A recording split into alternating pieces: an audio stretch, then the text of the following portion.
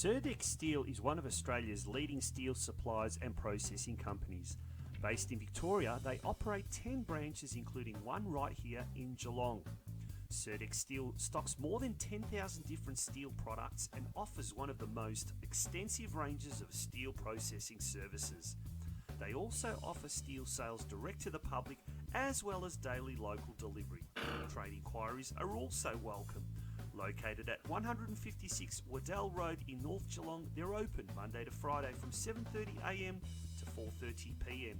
Surdex Steel, we can handle all your steel requirements, no matter how big or small.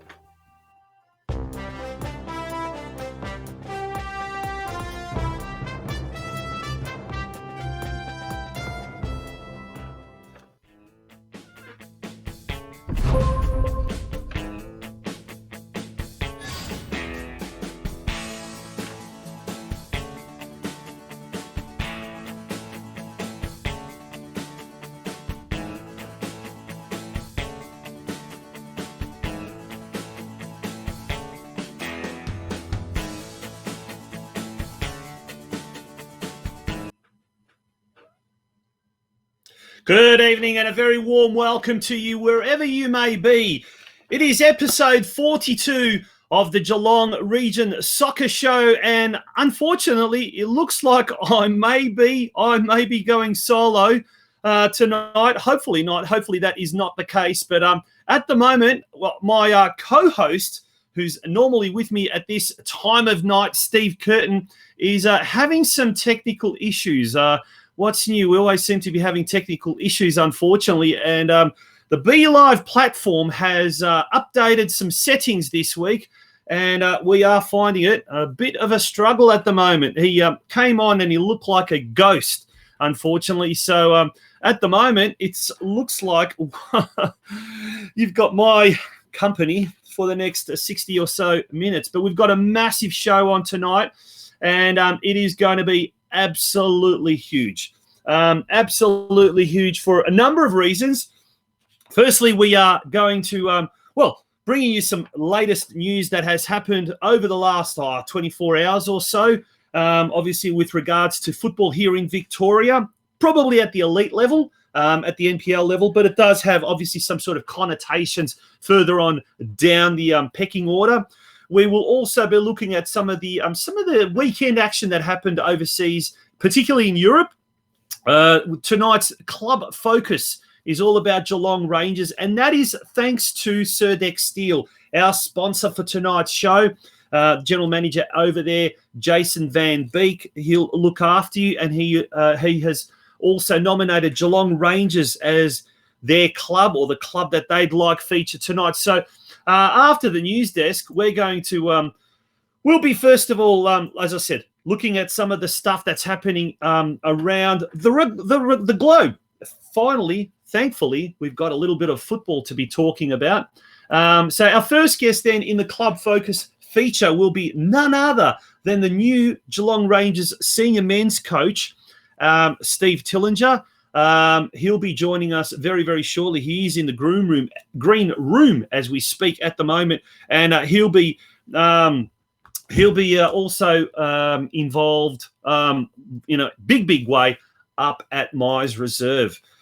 Now, after that, we'll be talking to the club secretary, Lisa Brooks, who's going to be talking to us about something that is very dear to my heart, and I think is something that every club should be doing and should be undertaking, and that is strategic planning.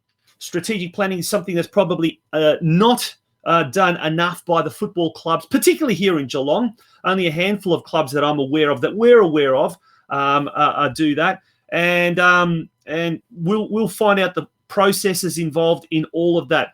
And finally, one of the big things, big ticket items on tonight's show is a special launch tonight, ladies and gentlemen. We're going to tell you how you can become a major and active supporter of this show. So it's do hang around. It's going to be an absolute phenomenal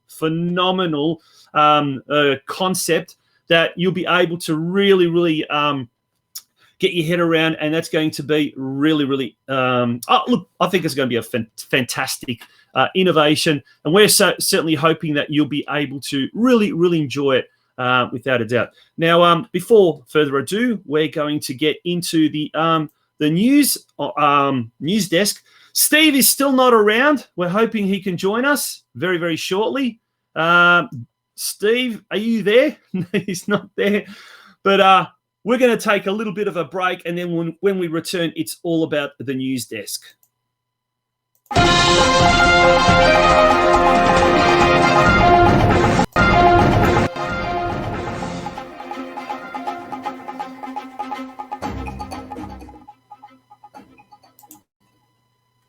The News Desk. Welcome to the News Desk here, the Geelong Region Soccer Show. It's episode 42 today, episode 42. Now, before I go on further, do leave your comments in the comments section right next to us, right below if you like. Stephen Tillinger is going to be our first guest tonight. Our second guest will be Lisa Brooks. So all you Rangers folk out there, we want you to get on board. We want you to jump on board and send us as many questions, suggestions, anything you'd like, because now's the time to really, really ask the questions, and we would love to know. We'd love to hear from you. So do tell us what is going on in your neck of the woods. Look, the first bit of news. Well, late yesterday, an emailed letter was sent out to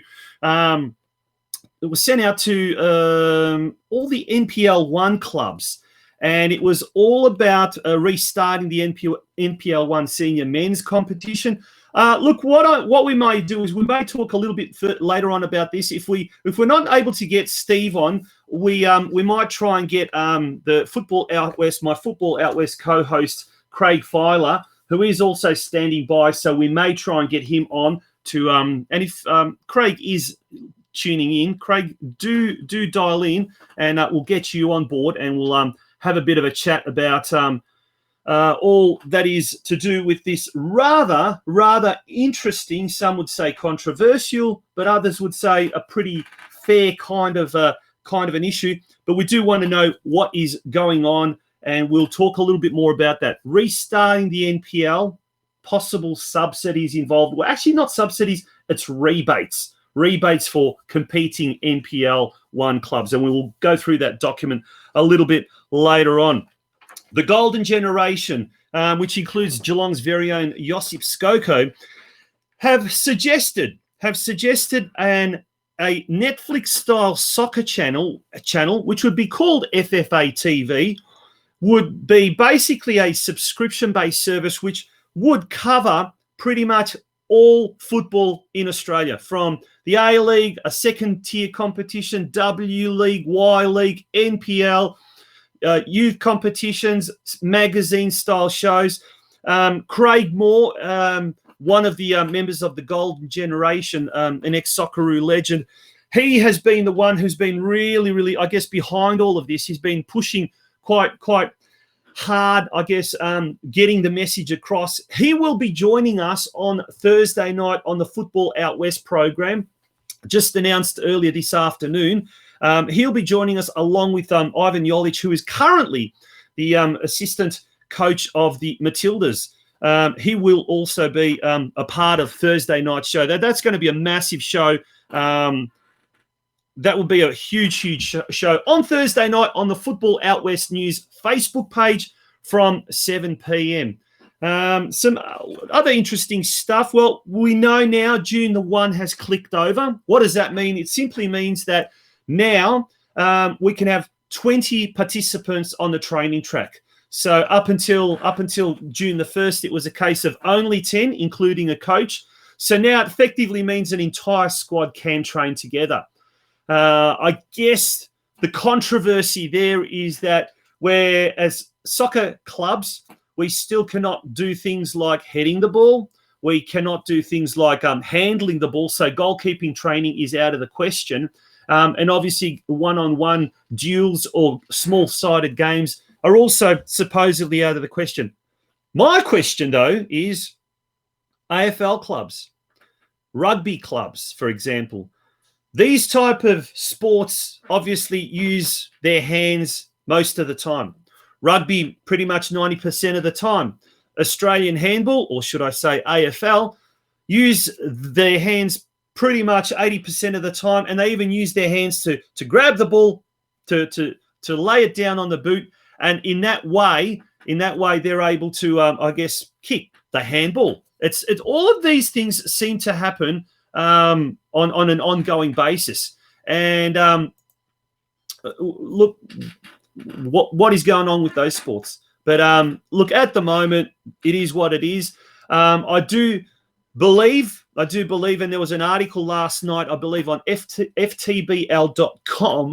pardon me, saying that Football Victoria is really pushing hard with the Victorian state government to get some sort of a dispensation, if you like, or an exemption, so that full contact training is allowed. I mean, next week all the schools go back.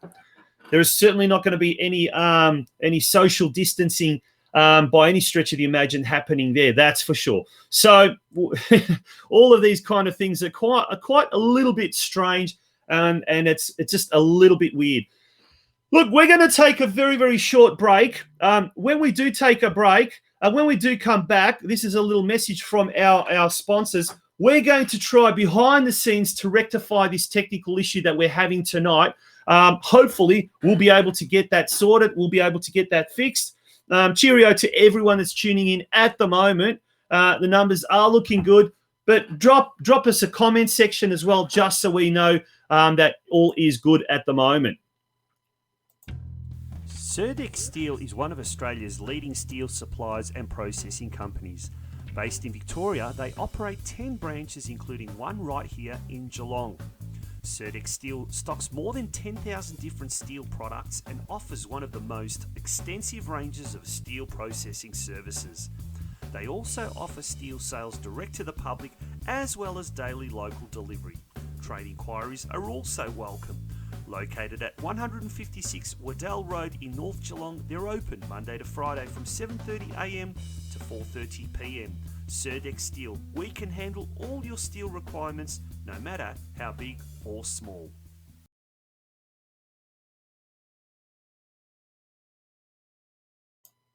I just muted myself there. Welcome back to the Geelong Region Soccer Show. It's episode 42. And we have got a fantastic show lined up for you tonight. It is going to be a really, really good show. So do not go away. Do not for 1 second leave tonight's broadcast. It's probably not going to be one that goes for the usual hour and a half that has been the case in recent weeks. But nonetheless, it is going to be quite an interesting show. Now, we were talking about news that was happening over the weekend, in particular some of the situations, I guess, that we had overseas happening in Europe. And some of the things that had gone on in Europe was really interesting, by the way, actually. One of the things that I'd certainly like to bring was something that it could almost be deemed a bit comical, I suppose, and that is the fact that in one of the leagues we had the Austrian Cup final, and that was played between Red Bull Salzburg and Austria Lustenau, a second division side. Now, that wasn't the remarkable thing that was happening. It was a 5-0 victory for Red Bull Salzburg, who are renowned as a little bit of a, I guess they're renowned as a bit of a powerhouse. But watch the social distancing that goes on. It's quite interesting to see, and we can see this. This is at the end of the actual the presentation ceremony is happening here. So everyone is giving themselves their own medal. They've just finished a full contact game, 90 minutes, where they've been tackling the opposition. The captain now grabs the trophy. He's about to hold it aloft. But look at all the other players. They're socially distancing. In fact, they've even got their own little circles. And this is quite comical, farcical, however you want to describe it. Straight after this, we go across the border into Croatia, where the Croatian Cup semi-finals were held between NK Rijeka and NK Osijek. Rijeka ended up winning 3-2 after losing 2-0. Behind closed doors, no fans. But then look up in the top right-hand corner at the end of the game. You can see all the flares happening because there's a road just above the stadium. That's quite hilarious, actually. A road just above the stadium. And so maybe 100, 200 of the supporters gathered there to watch the game. And obviously they celebrated.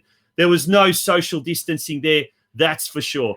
But some of the stuff that goes on, quite amazing if you ask me. Now we're going to hopefully have our first guest joining us very, very shortly. In the meantime, we're going to once again come get a message from our sponsors for tonight's sponsor, and Surdex Steel. Jason Van Beek, the general manager out there, is a legend of a bloke. He'll look after you for all your steel products. And thanks to Surdex Steel, our sponsors for tonight's episode. Surdex Steel is one of Australia's leading steel suppliers and processing companies. Based in Victoria, they operate 10 branches, including one right here in Geelong. Surdex Steel stocks more than 10,000 different steel products and offers one of the most extensive ranges of steel processing services. They also offer steel sales direct to the public as well as daily local delivery. Trade inquiries are also welcome. Located at 156 Waddell Road in North Geelong, they're open Monday to Friday from 7:30am to 4:30pm. Surdex Steel, we can handle all your steel requirements, no matter how big or small.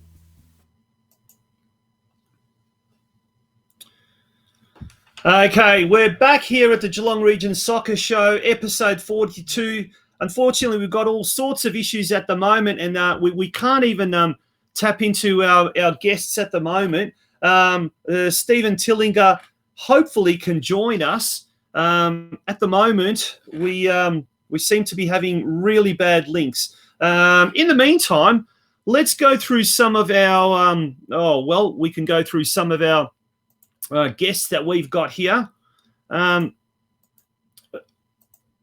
We've got Dale Harris, who's from Barwon Soccer Club. Dale's joining the program tonight. He's already put a comment in, so thanks to that. Thanks for that, Dale. Hopefully contact is allowed pretty soon, says Dale. So difficult to motivate players that are used to intense sessions where you're focusing on passing drills. Great for patterns, but difficult as a whole. Absolutely agree with you, Dale. And the general consensus has been that it really is difficult trying to get people not only motivated, but I guess football is all about contact sports. It's all about the whole purpose is to try and get people involved in a match style situation. Now we're going to see if we've got our first guest on the line. At the moment, we don't have our first guest. No, we can't seem to get a hold of Steven Tillinger. I wonder if we're going to be able to get Lisa Brooks. My apologies. We may have to get into. Now we can. What we'll do is we'll keep on trying, folks. We do apologise.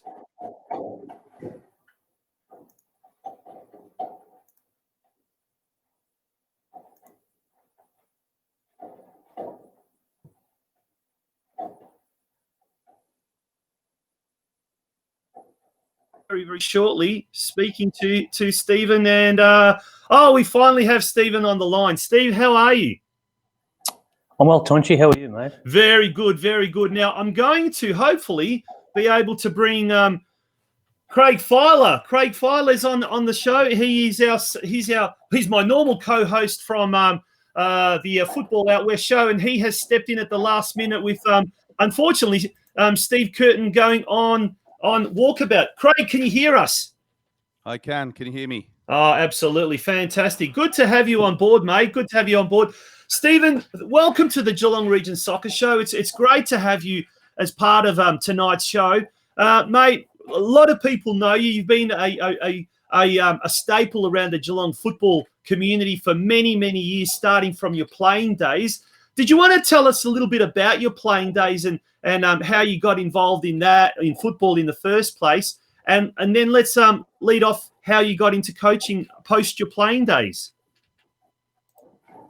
Yeah, I guess I won't dwell too much on playing days because I've transitioned into coaching. But yeah, I've been on the coaching journey since 2009.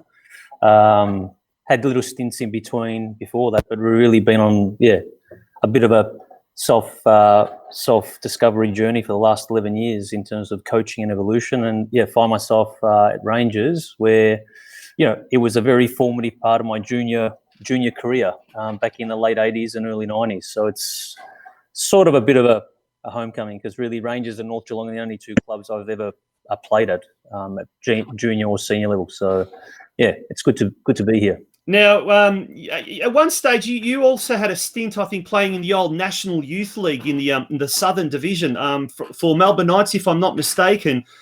So you got a little bit of a taste of playing football in summer, in the off season. So in effect, playing junior during the winter season and then playing summer football. How did you find that as a young player, as a youngster? Was it something that you'd love to see introduced now in 2020? Or, well, maybe not 2020, but for the particularly the elite young players in the Geelong region? Look, I think one thing that doesn't change, regardless of generations, is that if you're passionate about something, you want to do it all the time. And I think, casting my mind back to that time, as a 18, 19, 20-year-old, all you want to do is play all the time. So I think I don't think that changes even in our current climate. And I think the more opportunities we can create for players to train and play, the better they'll become. Because I think hard work and dedication will always prevail. And I think skill set is one of those things that separates boys as they're developing through juniors. But I think hard work and repetition and continual sort of professional environments will bode well for all players, and even some of the more middle-aged senior ones. So I definitely think that's something that we need to strive for. But then it's also about how you make that affordable. I think that's also the interesting one moving forward. Craig, now you're involved with NPL football and at a junior level, coaching the under-16s. And this is something we constantly talk about young players being given a go. Now, Steve, obviously you're at State League 2 level, and we've seen many great young players. And in fact, up at Rangers, there's quite a few ex-NPL junior boys that have come back to Rangers, and now they're getting a go playing at senior level.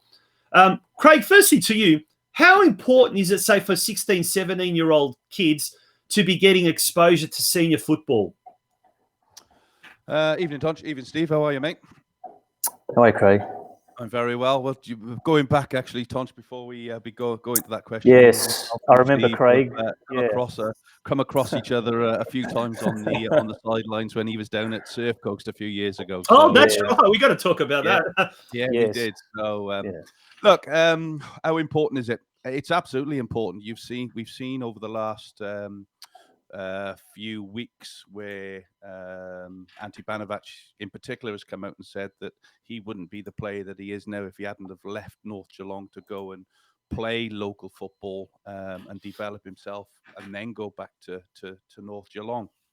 And I know a number of players that have been in that environment, especially when I was at Point Cup, where we tried to take some of the youngsters from an NPL club or and play and give them an opportunity to try and test themselves against what I class as hardened footballers, and that's what you get in State League 3, State League 4, State League 5. So I know Steve, when we've come against each other, Steve's been very much about giving the kids an opportunity as well, because I've witnessed that firsthand. So it is massively important, because otherwise, how do they get opportunities to play 90 minutes week in, week out at NPL clubs?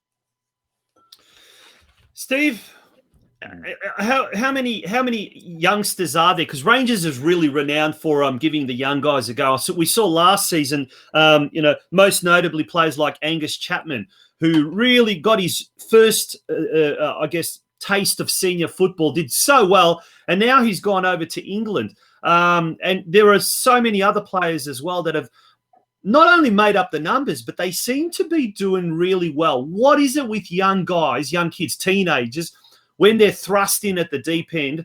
Obviously they can sink or swim, but what is it that really makes them stand out at such a young age?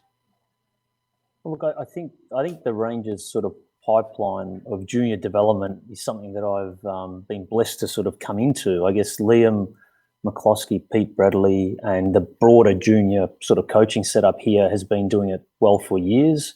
I guess I'm just sort of relatively new to the senior role and just sort of casting my eye over the whole setup. I think having clear pathways for the players to progress and also to play up age brackets, etc., I think is really, really important because, I think that the whole idea of a junior experience and a senior experience, we talk about that all the time. Now, I think the two are mutually, they have to be interlinked, because I think, you can blood a 15, 16-year-old in senior football. You see it happening everywhere. And, even look at North Geelong and their sort of senior team with young Skoko getting runs. You sort of observe all this stuff and you think, well, it's tried and tested by, really, amazing players for our local community. Why can't that happen? But I think it also comes down to, everyone's perspective, including parents, about, as a parent, you want to protect your kids and you're sort of mindful of that. But I guess progression is one of those things where if it's done in the right environment, getting half a dozen games at senior football as a 16, 17-year-old can actually hold you in better stead sometimes than playing a just 28 games against your own age bracket where you're probably in the top tier and just being told how good you are, but you're really not progressing in the other nuances that even Craig touched on in terms of just the physicality, the awareness, the increased pressure, all these things that enhance decision-making and enhance experience, which you can't fast-track with age, but you can fast-track by providing those environments. So I think it's a mix. I think Rangers does it well, and we're certainly this year, in terms of our demographic profile, 3/4 of our senior team is under 22. Wow! And speaking of the pre-season or the senior team, before the COVID crisis so cruelly dealt a blow and forced the stoppage, if you like, of the season. I mean, just as the season was about to start, it all had to come in and ruin the party. But how is the team looking ahead of the first game? And the second part of that is, how's the team now? Have you guys come back to training? How are they looking? Are they sharp? Are they lacking a little bit of that fitness, that focus, etc.? Let's talk about the pre-season. Yeah, look, I think the pre-season was a solid one. You're obviously coming in, doing an assessment of your playing group. So we started back in November with 3 contacts right up until before COVID sort of put a stop to things. We were developing a good base, and I think what we were doing, the boys were getting weekly YouTube videos by myself outlining what they needed to do for that week, and so there was an expectation that they would be having those 3 contacts. And as restrictions went up, their contact went down, but the expectations were still at that level. And then in the sort of second half of the COVID sort of isolation, we transitioned into team sort of Zoom videos, because I think it's important that we didn't just disconnect. I was very much all about, and our mandate is about building something. Like I always say, it's not a sort of an overnight thing. We're building something here. So I think because of that rhetoric, the boys have sort of understood that this is a longer term thing that we're building at the moment. We're not sort of looking for immediate sugar hit to get us success. It's building blocks. So I think keeping that and them aligned, and we've hit the ground running. Like we literally had our first hit out last week, and it was obvious in terms of some of the conditioning runs that the boys knew they would be doing on the first week back. Every one of them was pretty much hitting times where we were expecting them to be.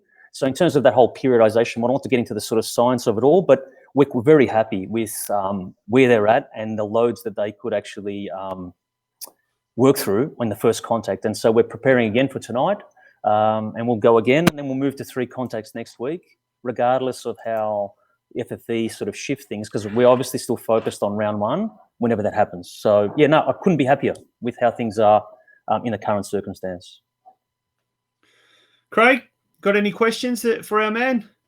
Yeah. So what's the remit from the club for the season, Steve? Obviously, you just said it's about building blocks and putting everything together. I'm presuming that there's no expectations that it's top two or nothing else. Is it a case of rebuilding a little bit and putting your stamp now on the club and your thoughts, your playing style, and having a longer term view of what it looks like? Yeah, it's an interesting one. The club obviously has, we have to be aligned in what we want to achieve. And I think noting now that there's no relegation, we're not sure what the league setup will be like. I think the club and I have sort of discussed that, if we are going back, we are going to go back and play our way. And I guess ultimately it's senior football, as much as it's about development and building, we want to develop a winning mentality. I think those that know me well would notice that wouldn't be me if I wasn't expecting that from the team. We want to win during COVID, post-COVID, anytime. So I think that's very much still about developing a mentality and also then developing a style that is also befitting of what the club is about. I think too often, and I've probably done that earlier when I was coaching, you come in and don't really think about what the fabric of the club is about, and what those that come and watch the club want to see in a Rangers player. So I think we've been really working out what that looks like and then developing a playing style that is befitting of that, so all our supporters are proud to watch our team perform, and the result just becomes an added bonus. So I think if we resume this year, we'll be resuming to win as many games as we possibly can, whilst we're building to the future. Now I know that how have the players, and I say this in a positive, good way, Steve. So I know you're anal on specifics. I remember walking past your change rooms down at Surf Coast a couple of times with all the posters on the walls and the video up on the wall, up in the changing rooms. And I know your attention to detail is very very strong. How have the players found that in your pre-season? Because I would imagine it's quite a change from what they've been used to. And I say that in a good way, mate, because I've seen you firsthand. No, all good. You don't have to. Please. Here I was thinking that no one could see in the inner sanctum of what we were putting up on the wall. But it's nice to know that you were having a sticky beak in the room. I was more worried about what I did at Point Cook, to be honest. So I knew exactly what you were going to do. So I just thought everything. Yeah. Only joking. No. Look, to be honest, I think every coach is different. I must admit, and for all those listening, I was never the most talented or naturally gifted player, but I would work my ass off, and I have a strong work ethic. And I think my preparation as a coach, I know that there was some doubters at the beginning in terms of how do you sort of coach when you were sort of just an above average sort of player. Well, I think the same is true in coaching. Preparation's the key. Has never coached in his life, never played in his life, mate. So and I guess I'm just giving you a bit of a, I like to think that I work as hard as any other coach. So when I go into a season, I try to be the hardest working coach in State League 2 Northwest, and that means that we're preparing every little detail. And you're right, it does take a bit of adjustment. We've already, the players have never had sessions videoed. We video every session. So there's coaching moments long after the session's finished, but it's only isolating that because everyone's obviously a different learner. So look, I think I am extremely detailed.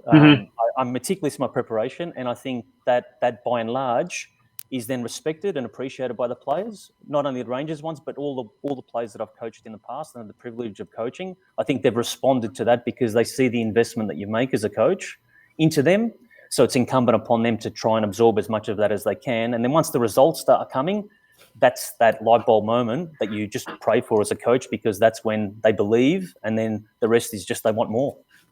Now, Steve, we've talked about your very professional approach to coaching, and regardless of what level it is and what division it is, you've been at clubs ranging from the old NSL to NPL to State 2 to State 4, etc. With the clubs themselves, not so much on-field, rather off-field, do you find there's different, club, I guess, philosophies or visions to the club? And is that sometimes hard adapting to it? Or is it something that, most club committees, presidents or what you're not, leave you to do your own thing? But is it, walking into a different club each time, do you find as you as a coach who's got quite high levels of professionalism, do you find that you have to then, there's a lot of time needs, or certain amount of time needs to pass for you to adjust to those conditions?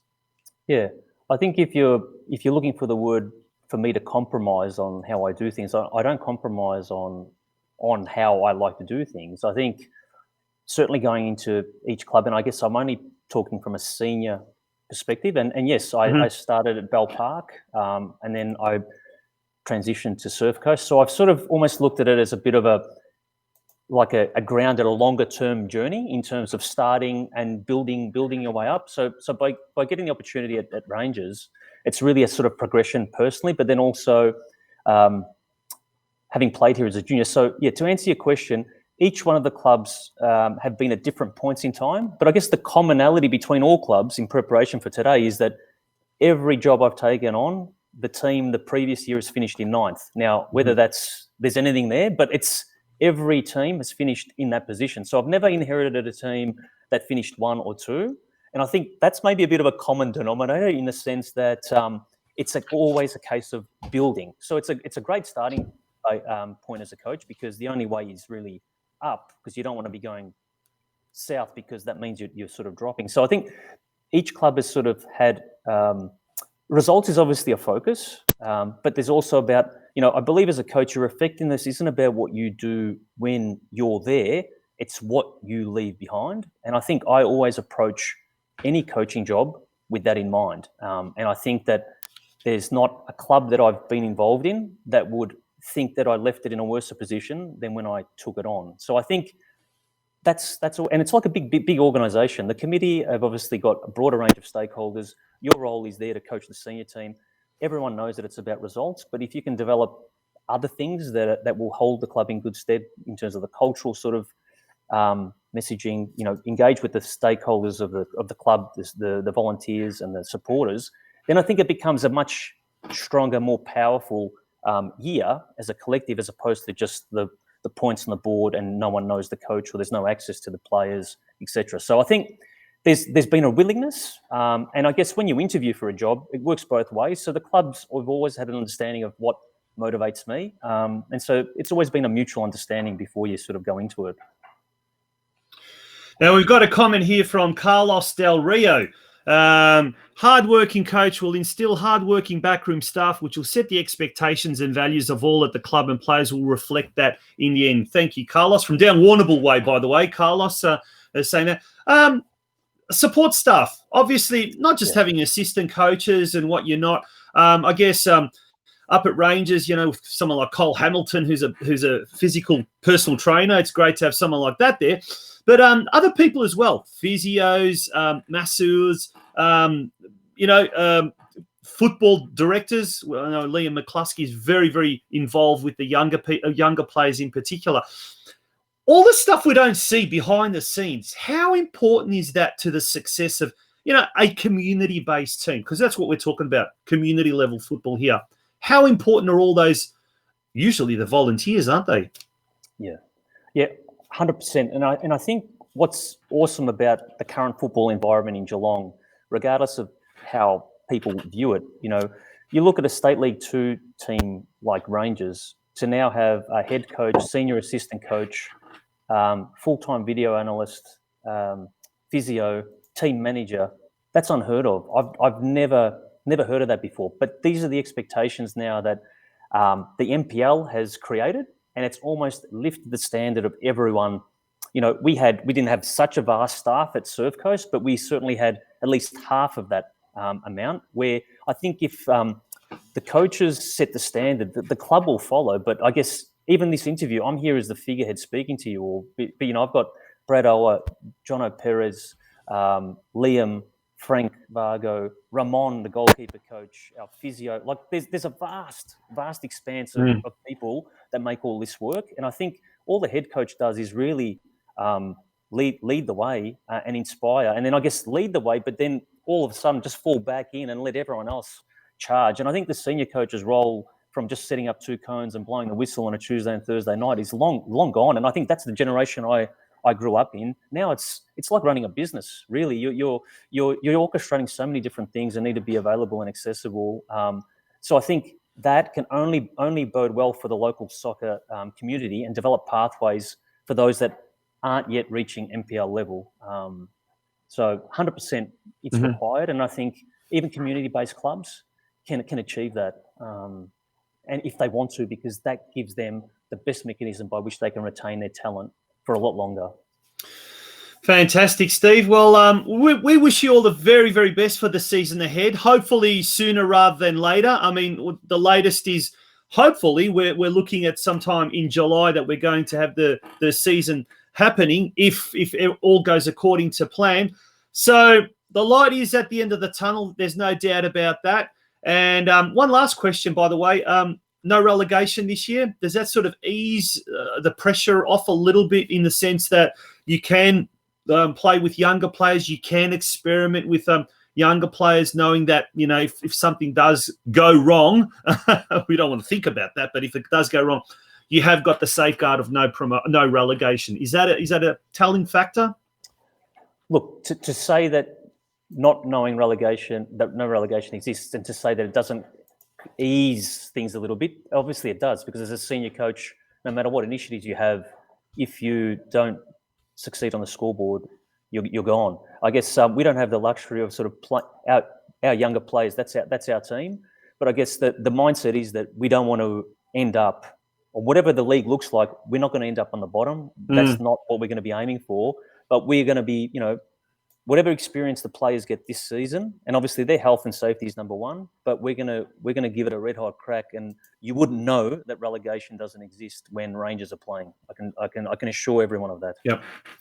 Well, we're very familiar with Rangers, very tough football, and it's sometimes an absolute delight to watch, especially some of the younger players. And last year I had the joy of commentating several Rangers games, including one fantastic game, local derby against Croatia. So we look forward to seeing. Unfortunately, there'll be no local derbies this year with Croatia having been promoted to State 1, but we certainly look forward to watching Rangers do extremely well in season 2020, Steve. All the very best for the season ahead.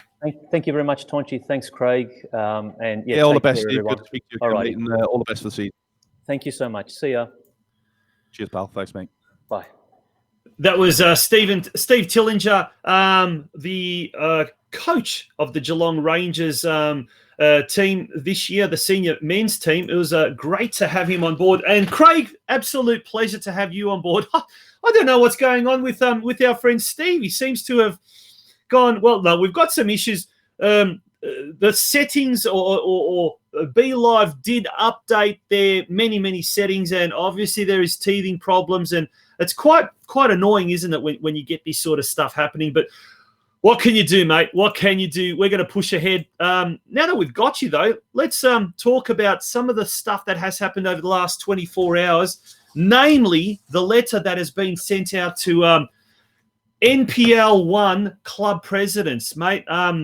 We've been inundated with comments, stories, messages, and what you not on the Football Out West news page, our sister page. Mate, tell us a bit more about what happened. Yeah, well, let's first and foremost, I don't work for the Football Federation, so nobody ring me up and ask me what's going on, because I have not the foggiest what's going on. So I was just given some information late last evening that a letter to all NPL clubs with a statement from, or not a statement, a proposal from the Football Federation, whereby they will, I'm going to say subs is probably not the right word, but there's a money available to enable the clubs to play a season. I think it's a little bit of a red herring, if I'm honest. The idea is there's 11 out of the 14 clubs don't want to play. So the Football Federation, I think in their wisdom, has said, okay, what if we pay a sum of money back to you that might make you feel a little bit more confident. And if the NPL 1 starts playing, maybe the rest of the teams in state league football will look at that and think, okay, well, NPL are playing, perhaps we should. But if you read the small print and go through it, there's a lot of things in there that are probably not as simple as everybody thinks it is. So, but still a very interesting document at this stage in the season, where we spoke on Sunday evening. The majority of the show on the Football Fan Zone, Tonci, where our listeners were phoning in telling us that the biggest problem that they find with everything at the moment is the communication side from the Football Federation, and then the Football Federation go and do something like this. So I think to say there's been a backlash is probably an understatement. I think looking at our page and looking at the view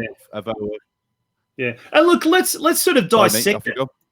Yeah, let's dissect that a little bit. I mean, it was a letter. Let's face it, it was a letter. So it wasn't going to be a letter to NPL 2 clubs. It wasn't going to be something that was going to, or NPL 3 clubs. It wasn't going to touch on the state leagues. It was about the NPL 1 competition. I get that.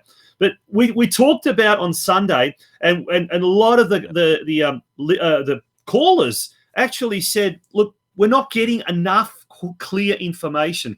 So if there's something being planned for NPL 2 and NPL 3 clubs, if there's something being planned for state league clubs, why not say something? You don't have to say, all right, yep, here is the formula, or here is what we're going to offer, because these are rebates basically. And I'll touch on where they're going to finance these rebates. The club are paying for it. That's exactly right, yeah. So the club are paying for it in the long term. They have to pay $25,000 each NPL club in order to keep their status in NPL 1 needs to pay $25,000. Now, I did a quick sum. At 14 clubs, that's $300,000. Now, out of those $300,000, they're going to take $160,000 out, and they're going to give it back to the clubs as rebate. Very good accounting, in my opinion. Okay, is the same going to happen to the state league clubs and going further down? I don't know, but if they are, they should be giving a lot more information, a little bit more concise information, and saying, okay, we're working on a support package for all the clubs. Stay tuned. No, we're not even getting that kind of information. And as someone said to me the other day, rightly said, look, they start giving these documents. They're not press releases. They're long-worded documents. People aren't reading it. They're just reading the headlines, coming to their own conclusions. And a lot of the time, these updates are simple rehashes of what the previous press release was, or the previous update was. And so it's very easy to confuse, hang on, is this the update, or was that the update? Which one is the more up-to-date update? You know what I'm saying? People are jumping to their own conclusions because they're not being fed, I guess, clear enough information. Now, we also heard that members, players within clubs are not getting the information from their own clubs.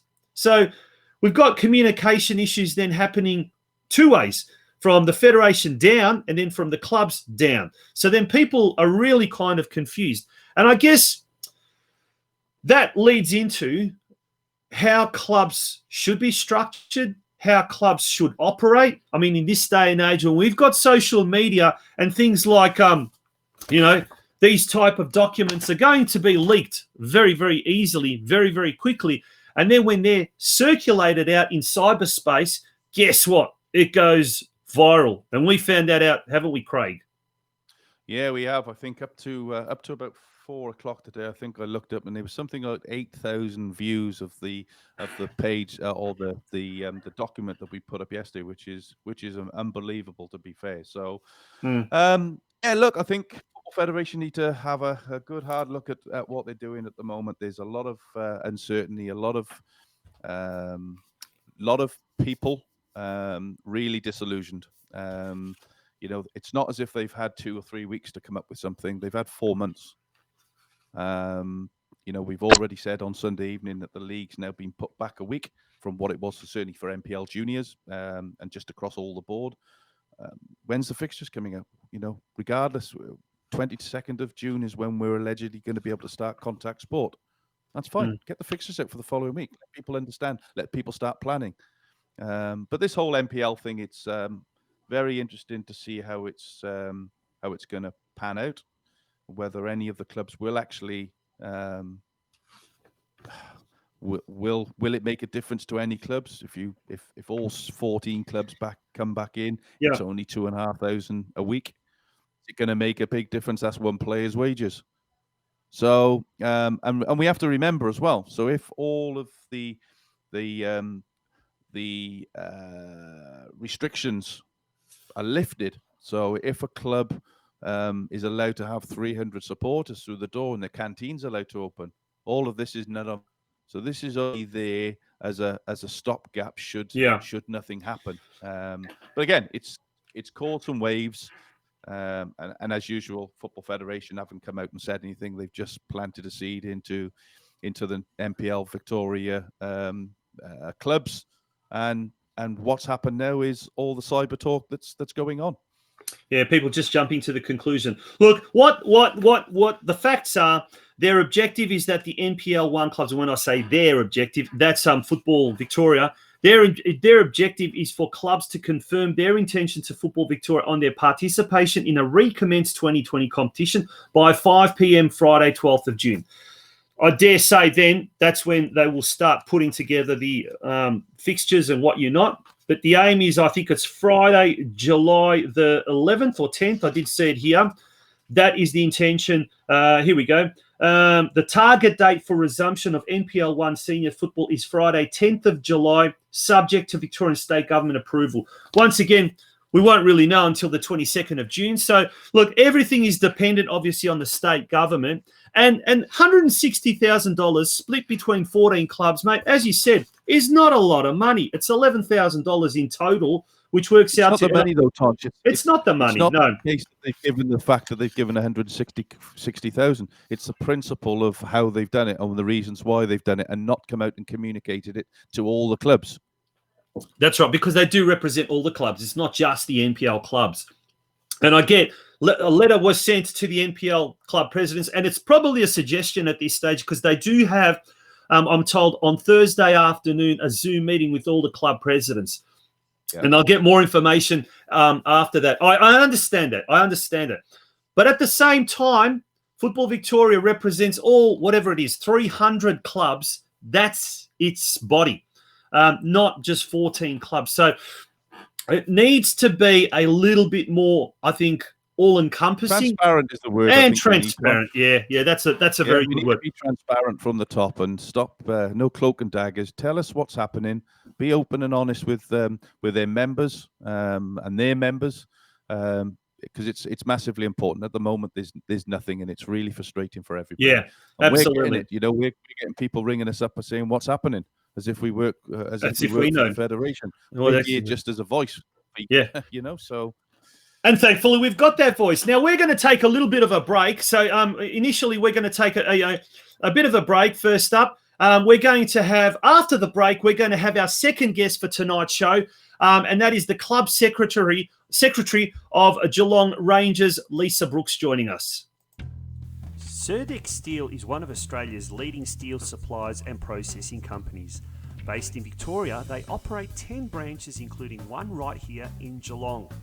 Surdex Steel stocks more than 10,000 different steel products and offers one of the most extensive ranges of steel processing services.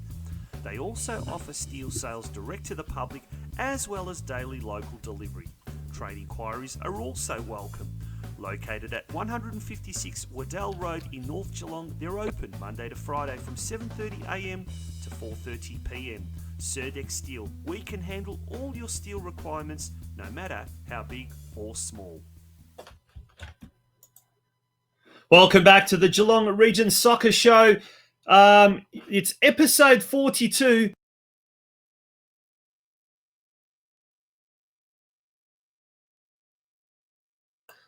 Here, how are you, Craig? Oh, we just swapped positions there. How are things with you?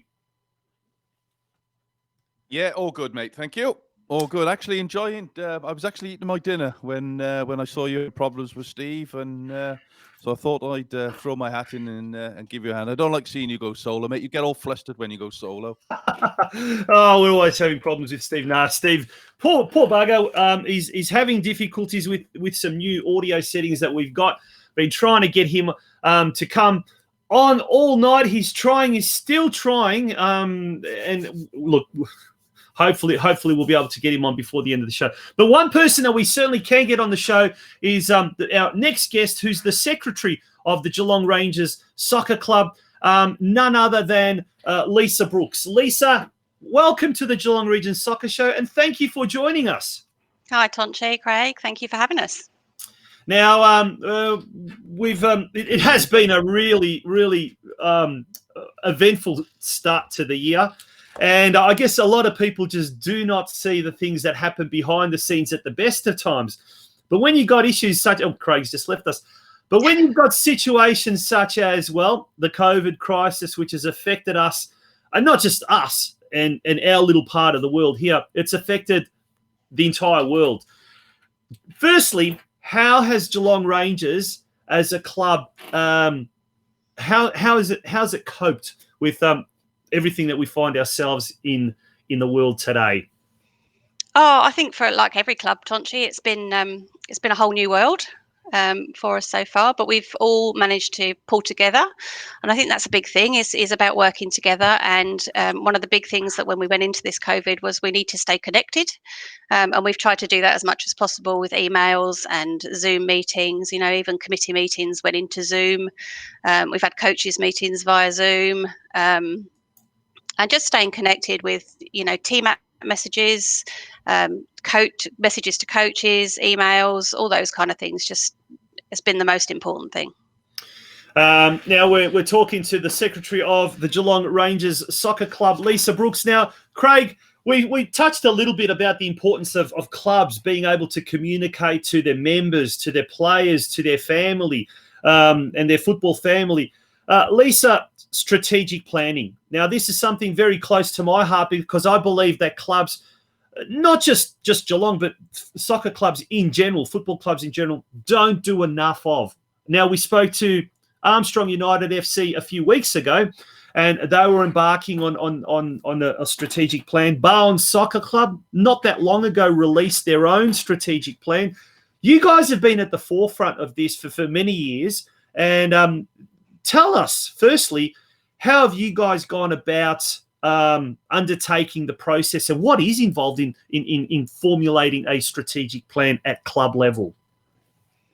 Yeah, sure. So I had to think about this today when we spoke earlier, and I think it's not a quick process. I think that's the important thing to remember. We started our process probably with we got a grant back at the end of season 2018.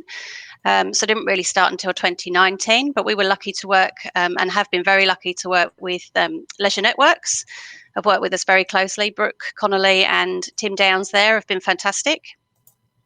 So we started with them with just an initial meeting with the committee to find out, where we were currently, I suppose where we wanted to be, and to do some work around that. So we started with breaking down and working out what our mission statement was going to be, then what our vision statement is, and then working on our values and having those up and around the club, and at the forefront of our minds whenever we're doing anything to talk with Geelong Rangers and about Geelong Rangers. So that was the start. And then I suppose once we'd come up with that initial plan, it was then a chance to go out to our members and the stakeholders. And that was done via a club survey that Brooke put together for us. And we've just recently followed up with that kind of 12 months on from the first one to find out whether we're still tracking in the same region, and where we need to be, which we are, and we'll release those results very shortly. There's just a document gone to committee this week for verification, and that'll go out to all members. So it's about working out. So the club survey, then we did some focus groups. So we had a couple of sessions up at Rangers in the club rooms with key stakeholders, key coaches, members, just invited people along to come and we just did a bit of a SWOT analysis and a bit of a brainstorm, where we're at, how we're viewed, where we need to go, what the priorities should be for the club, because at the end of the day, that's what this comes out of from this strategic planning. And then from that, we developed our 5 main focus areas, or 5 pillars, as we're calling them, for the club. And then it was about putting a committee member to lead those pillars, which we've done, and we're at that stage. And with Brooke and Tim's help, we held several other meetings to then break down those pillars into more manageable chunks over a 3-year period. So we've got a set plan for 2020, 21 and 22 of what we need to be aiming for and working towards to get the club to where we want to be in the future. Now, I find that really interesting, but I don't know if other people find that interesting. Craig, we're just... there we go. Craig, you wanted to ask a question? Oh, we've just lost Craig. We can see him, but we just can't see his audio. We can't hear him. Okay. We'll push ahead. Now, to me, like I said, I find that fascinating because it sort of almost like points a direction as to where the club should go. But the membership, how did you find the club members, the club players, the various internal stakeholders? Did they embrace it? Did they really grasp the importance of it? Or did they find it to be a real chore and a headache? What was the initial reception like? I think from a stakeholder and member point of view, when we held the club focus up here and we worked on, the plan, we showed them the plan that we developed as a committee, and we kind of just put that out to members, and it changed from there because they had much different views because they're coming from different angles for the club. So I think we had an opportunity then to maneuver things around slightly to work with what the members wanted, and an example of that would have been probably our vision statement. We decided on something, and when we put it out to stakeholders, they were like, "Oh no, I think you need to you need to include this word. You need to include inclusivity. You need to include family focus." So they were very good. I think we've got a large member base, but we've got a set member base that I think are very active within the club. Mm-hmm. And it's those people that have, not just people that have been here for a long time, but people that, are fairly new to the club that come in with a new set of eyes and a new vision, which I think is also good. Steve, I think we may have Steve on audio. We don't have a visual of him, but we may have him on audio. Steve, are you there? Yes, we've got Steve. He hasn't gone totally. We don't have a picture of Steve, or visual of him, but we do have an audio of him. So that's great to see. Steve, welcome to the show. Did you want to ask, throwing you in at the deep end, did you want to ask Lisa a question?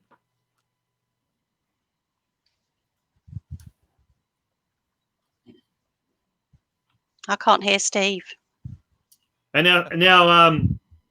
now Lisa can't hear Steve. We're just having absolute nightmares. Craig, can we hear you? I hope so. Oh, yes, we can. At least something is there working. We go. Yeah. Good. So, Lisa, you mentioned vision statements and the 5 pillars. Would you like to share with us what the vision statement and those 5 pillars are? Because I think yourself and Tonci are absolutely right. Having a plan for 3 years is massively important. Not many clubs, as far as I know, I've been here 7 years. I've been involved in 2 clubs now. But the one club that I did have a 3-year plan. And that's massively important, not only for the coaching team around, but the players, the members, the stakeholders, the committee. So everybody's got the same goal of this is where we want to work towards getting. How are we going to get there is a different matter. And I think it's really important. And I don't believe enough clubs have that. It's let's fly by the seat of our pants this season and see how we get on with it. And wherever it takes us. But they're the clubs that are yo-yo clubs. They're up and down every 2 or 3 years. So I think it's really important. So would you like to enlighten us on what your 5 pillars and your... Is that a trade secret? No, absolutely not. Absolutely not. So our vision statement... Sorry, no, go on, Lisa. Sorry. Our vision statement is just about being a family-focused football club, developing our members to be their best, which I think is quite, it's overarching. That's what we want to be. We just want to bring people in for them to enjoy their football and to enjoy the experience of our club football. And our 5 main pillars are, the first one is facility development. which for anyone that knows up at Rangers, we're desperate up here. And then coaching was number 2. Our women and girls strategy, good governance, and diversifying income. So of those 5 pillars, each of them have got a primary committee member that's overseeing it and being the lead. And then we're probably just at the stage of getting it out there and finding out if there's any members that also want to come on board and help us out in the next 3 years to achieve those pillars and those targets that we've set. Now, in my time when I was working with Football Victoria and I was dealing with a lot of the clubs, a new committee comes along and it's just everything. And sometimes it's not a smooth transition. A lot of the time it can be quite a hostile takeover or whatever the case may be. And when that often happens, the club just seems to just stop, freeze, someone else takes over, usually a president with his own vision, and there's very little continuity. A strategic plan. How important is that to ensuring that there is ongoing continuity between various committees and projects that have started get continued and finished by subsequent committees and leaderships and etc. How important is that? Oh, I think it's key. Especially when you've got a strategic plan as detailed. We've got a very detailed strategic plan, and it would be very easy for somebody to come in and pick up any one of those 5 pillars to know where the club is heading in the next 2 or 3 years. Hello? Yep. Can you hear me? Yeah. Yeah, Absolutely. So what's the long-term goal for the club, Lisa? Where does the club see itself in 3 years' time? Oh, that's a burning question, isn't it? Where does the club see itself? Well, I think we just need to continue to do what we do and do it well. I think we do it quite well up here at Rangers. We are busting at the seams, so we'll certainly be looking for some more space and maybe a 4th pitch. And I think just carry on doing what we're doing.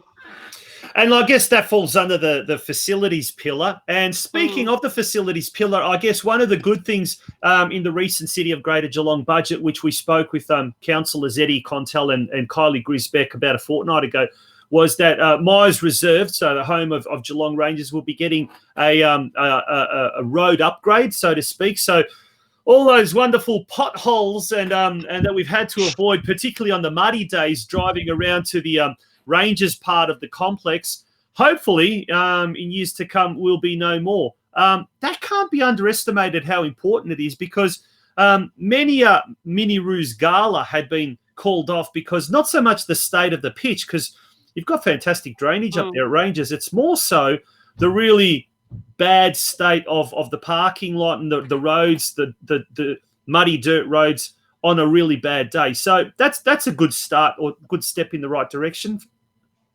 Yeah, definitely. And that's something that we've been pushing for and we've been talking to local council about for the last few months, especially as we were, heading into what would have been this weekend and country championships. Had COVID-19 not hit. So, and that was one of our biggest concerns, being a host, joint host for the country championships, was parking, and just how muddy and wet it can get up here for parking. So it's a huge boost. It's $500,000, which is going to make a big difference to all those people coming into Myers Reserve. And I guess with the country championships confirmed for next year, it gives us an extra 12 months just to make everything even better than it possibly could be. And that must be a timely boost as well for the club.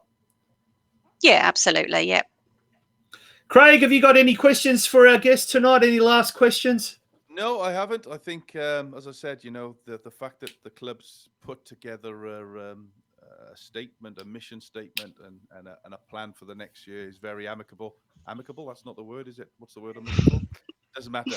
But as I said, a lot of clubs don't, and they fly by the seat of the pants. The fact that they've done it, they know where they want to be and how they want to get there, and I think that's really important. So, from myself, I wish you guys all the best. As we said to Steve, I wish him all the best this year. I've come across Steve a number of times, and he's a good lad. And obviously, I know a few of the people down at the club. So, I wish you all the best for this season. if and Thank when you. it gets going. And one last thing, Lisa, I guess the behind the scenes work, and there's been so much work. I know speaking to Rangers President Kylie Chapman just the other day. I guess a lot of members won't be privy to all the hard work behind the scenes that has had to go in order to get training back up and started. A lot of the bureaucracy with dealing with council, a lot of the paperwork, a lot of the practical stuff that needs to be done, sanitizers and the like. Can you shed some light on just a mere fraction of what was involved in trying to get the club COVID pandemic ready, or whatever you want to call it, ready for training? Oh, yeah. Listen, there was a mountain of work. You'll have to excuse me. We've got some bagpipes up here at the moment in true traditional style. So, yeah, there was an absolute mountain of work that went into that. And that was just working. There's huge amount of people to thank. Kylie, myself, Linny up here. Seamus has been up here working. We've put together hygiene boxes for all the coaches. They've got hand sanitizer. We've thanks to everybody, really, the coaches. We've spent out lots of information to coaches about the new protocols and what's expected of them. To the players, they've had the same amount of protocols that, and I have to say, when we got back up here Tuesday, I was nervous. Mm-hmm. Coming back after such a long time, and I know the anxiety that's out in the community at the moment over it, and it was nice. I was nervous last Tuesday, but I have to say, having been up here, having the lights back on and people back up on the pitch, adhering to all those new protocols, I couldn't be more proud of Rangers and what they represented last weekend, last Tuesday and Thursday. They've done us proud, really. Absolutely, it's great to see a proud club, a great club like Rangers back in action. It's great to see that there is light at the end of the tunnel, and hopefully the situation will get better and not deteriorate, and we'll be playing football, after all, in 2020. So, Lisa, wishing you all the very, very best, and the club for season 2020. Thanks, Tonci. Thanks, Craig. No problem. That was Lisa Brooks, the secretary of the Geelong Rangers Soccer Club. Craig, it's great to see that insight. And as we said, as you said, actually, it's great to see a club really taking strategic planning seriously. Not enough of it is done, and hopefully we'll see things changing, because I sincerely believe, when dealing with various spheres of government, whether it be local, state or federal, whether it be dealing with larger sponsors rather than just organisations that are out of the goodness of their heart giving a donation, when you've got a document like a strategic plan, and you're armed with that, approaching these various external bodies or factors, you stand a much better chance of getting what you want, and that's ultimately funding. And I think that is a big tick for a lot of those clubs that are in that position. Thoughts, mate? It is, and they know, it is, Donch, and they know exactly where they're going to be now. So they haven't got to change it every 6 months, every year. At the end of the year, well, let's change and let's do another one. They've got their plan. They know where they want to be in 3 years' time. And as I said, more and more clubs should be looking at that model. If there's anything that's COVID has given us, it's time. So, the clubs for me that have spent the time over the last couple of months planning, not just for now, but for the future, will be the successful ones over the coming months and years, for sure, because not everybody has, and those that haven't are probably the ones that's going to fall way behind. So, no, fair play to them. Good luck to them. Absolutely. Now, mate, we were hoping that we were going to have Steve here, and he was going to introduce this new concept. But Craig, we're going to introduce this new concept that we'll be launching on Thursday on the Football Out West show as well. So now this is going to be, well, get the drum roll happening, because this is big news. But now for the first time, it is big news, because I know nothing about it. Brilliant. Right. Show your support. You can become a member of the Geelong Region Soccer Show. And there's a website there at the moment, www.patreon, that's spelled patreon.com/Geelong Region Soccer Show. And there's going to be another one on Thursday for Football Out West. What we're saying is, become a member of this show. This is your opportunity. This is your opportunity to really support this organisation, really support this show. And it happened, I guess the way it happened is, there we go. We've got a little bit of, what we'll do is we'll pop that away. We've got different categories. And this show was started by a crowdfunding campaign. As a result of that crowdfunding campaign and as a result of the success of that crowdfunding campaign, we're able to launch a radio show. So now we're actually offering a membership where for $10 per month, you can become a bronze member. $15 per month, you can become a silver member. And for $20 per month, you can be a gold member. Now, this is in US dollars because it is a US site. Unfortunately, we've had a look, and there's nothing in Australia that probably comes close to this. And it's an opportunity for a small amount of money or a small donation, a monthly donation. You're able to really get heavily involved. Now, there's various categories, and what we'll be doing is acknowledging those various members from bronze to silver to gold. And as you go further up the tree, there's more and more entitlements as well. We hopefully will grow on that as well, and we'll be able to provide more and more, incentives to become a member of our show. But really, in all honesty, I think the main incentive is that you're knowing that you are supporting, probably, Craig, the only forum in Geelong that allows this type of football discussion. And same thing with our Football Out West show. It's one of the very, very few forums where fans can have their say. And not only that, we get some high caliber guests from various clubs. And as we'll see on Thursday, we've got an ex-Socceroo, Craig Moore. We've got current Matilda's assistant coach, Ivan Jolic, who's also going to be involved with the new A-League startup next year, MacArthur FC. So we're getting very, very high caliber guests, high quality discussion happening. And now we want the punters out there to be a part of this show and to really make this their show as well as it is our show. Yeah, look, I think the whole concept behind this, Tonci, and you're the one that's dreamt this, is, it sets us up. Everything that we do is done by yourself and Steve on the Geelong Soccer Show, and yourself for the Football Out West show. But it's about getting the community involved in the only talkback soccer show in the region. So the more people we can get involved, the more people we can get to sign up. It means just the more professional we become, and the more the more opportunities there are for us to be involved in your local football club. So look, support it. It's a great initiative.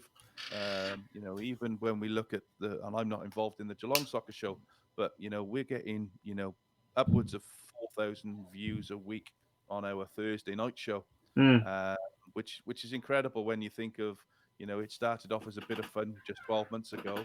And now we've got the likes of, Craig Moore, Ivan Jolic, Peter Filopoulos, to name a few. People coming on the show is incredible, and it's going to get better and it's going to get bigger, but we can't do it without your support. So please help Tonci and Steve with the Geelong Soccer Show, and please get involved. Well, it's thanks to a fella called Christopher Cruz, who really was the one that suggested this and helped a little bit behind the scenes as well. And he signed up as the first member. He signed up to a $15 a month membership, which I guess translates to about $25 a month Australian. And he's become a member of the Football Out West show. He's the first official member. So to all those people that so generously gave early in the piece prior to the very, very first episode of the Geelong Region Soccer Show in the crowdfunding appeal. I urge all those people, I urge all the clubs, I urge all the sponsors, and urge all the fans to get on board, show your support, become a member of the Geelong Region Soccer Show. We will be reading out all the names of our members in next week's show, plus in the ticker below, we'll also be having a rolling, roll call, if you like, of our gold, silver, and bronze members. Very, very important. If you look up in the top corner, episode 42 shows with the Football Out West show. I think it's 26 or 27, Craig. So that was only going to be 5 shows, and that was only going to be 5 shows. Do you remember? Like, it seems like such a long time ago. But obviously, and one of the examples of what we really need is better equipment, because we've had audio issues left, right, and center. We don't even have a mixer. We don't have an audio mixer, little things like that. We don't have proper, screens behind us and whatnot. And the quality of audio and visual sometimes can be quite poor. So we do the best that we can, and we're now hoping that you guys will also jump on board. And Craig, I think on that note, we're going to be out of here. Fantastic. Thank you for thank me for coming on the show today. Well, I was just about to say that. Thank you sincerely for not leaving me in the lurch. But thank you to Steve Curtin as well. The poor bugger, he's been trying all night to get on. It just, whatever is happening, we're going to have to sort it out during the week. Move away from Whoop Whoop, mate, because they don't have any signal in Whoop Whoop. I think he's in Geelong West, so it's inner city. Should have really good internet, but it hasn't. Ladies and gentlemen, thank you for joining us once again. It's been an absolute pleasure having you guys on board tonight. We thank you for joining us. Next week at 6 p.m. next Tuesday, we hope to have you guys again for the Geelong Region Soccer Show, episode 43. And in the meantime, do jump on this website, www.patreon.com/Geelong Region Soccer Show.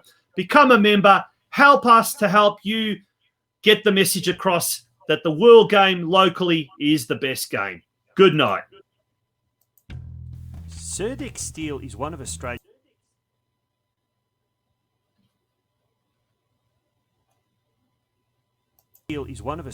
leading steel suppliers and processing companies. Based in Victoria, they operate 10 branches, including one right here in Geelong. Surdex Steel stocks more than 10,000 different steel products and offers one of the most extensive ranges of steel processing services. They also offer steel sales direct to the public, as well as daily local delivery. Trade inquiries are also welcome. Located at 156 Waddell Road in North Geelong, they're open Monday to Friday from 7:30am to 4:30pm. Surdex Steel, we can handle all your steel requirements, no matter how big or small.